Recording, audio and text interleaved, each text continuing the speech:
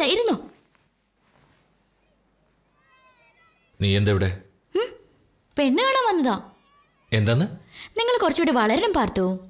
അതായത് ഈ ഡയറക്ഷനിലല്ല, ഇവിടെ ഈ ഏരിയയില്.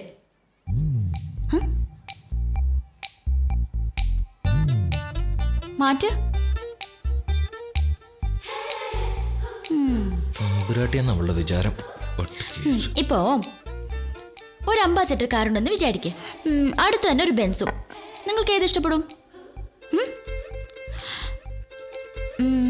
ഒരു പോർട്ടബിൾ ടി വി ഉണ്ടെന്ന് വിചാരിക്കേ. അടുത്ത് തന്നെ ഒരു വലിയ പ്ലാസ്മ ടി വി ഉണ്ട്. ഏത് ഇഷ്ടപ്പെടും?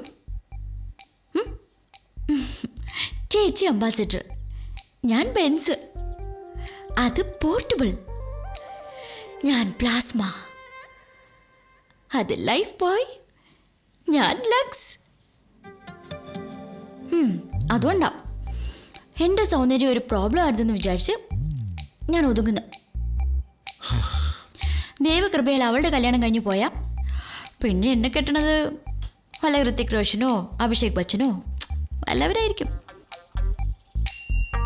കണ്ടില്ലേ, ഇപ്പം നിങ്ങളും മണ്ടടിച്ച് നിൽക്കില്ലേ? അയ്യോ ദൈവമേ, എനിക്ക് ഇത്രയും സൗന്ദര്യം തന്നത് എന്തിനാണാവോ?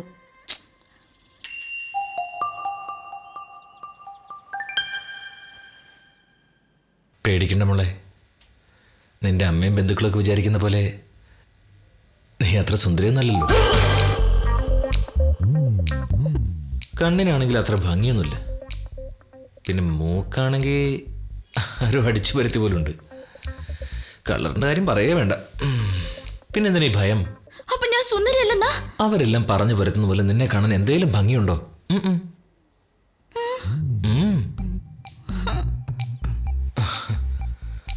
ബെൻസ് കൊണ്ടൊന്നും ഒരു കാര്യമില്ല മോളെ. വേറെ അംബാസഡറാ നല്ലത്. ഞാൻ സത്യം പറയുന്നേ. നീ സന്തോഷമായിട്ട് താഴത്തേക്ക് പോ. അവർ പറയുന്ന ഒന്നും കാര്യമാക്കണ്ട. ഇതിലൊന്നും നോക്കിയിട്ട് പറ.